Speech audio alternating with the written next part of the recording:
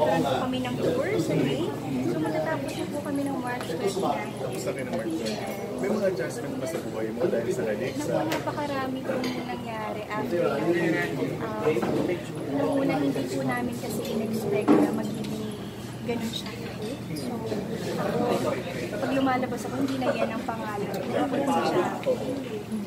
Sobrang sarap sa akin dahil first time ko napasama sa isang teleserye.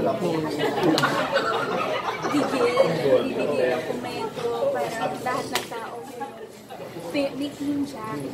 Parang ako yung represent. Yes. Kung may Team Jackie, meron din Team Jade, di ba?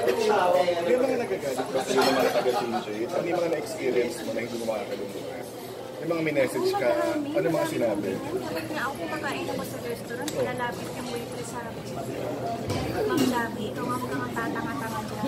Niloloko ka lang nakasama mo sa iyong si Jade. Ikaw masyadong maliit. Ganun sila ha.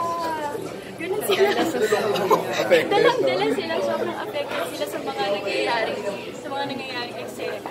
Kasi nga syempre parang yung sa teleserye may totoong buhay, meron din may AIDS, may Jackie, may Jade. Okay. Very relatable. Kaya ganun na lang, nakikita nila yung sarili nila dun sa serye. Kung may advice ka rin, ano sabihin mo sa kanya? Kasi kay Jackie, sobrang proud na ako kay Jackie dahil lumalaban na siya. Na-realize niya na kung ano yung words niya. At sana, ngayon hindi pa natin alam kung saan ito pupuntahan yung pagmamahal niya kay Jackie. Kung kayong nagtatanong, lahat kami nagtatanong, ano bang gusto niya sa ending?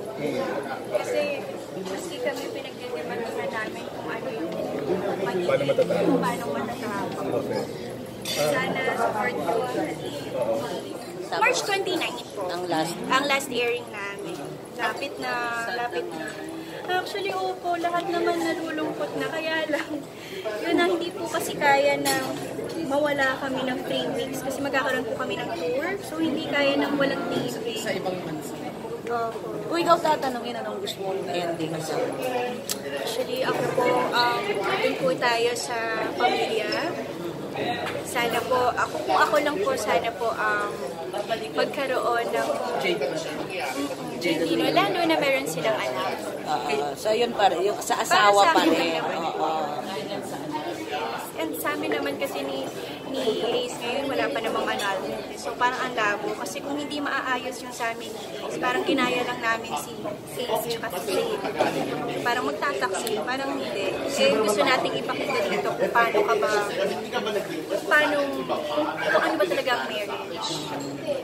Tapos grabe rin yung kissing scenes, love scenes mo doon. Grabe rin yung mga love scenes and kissing scenes mo doon. Sa mga next pa, may ito-todo pa yan. Depende naman po yan sa script eh.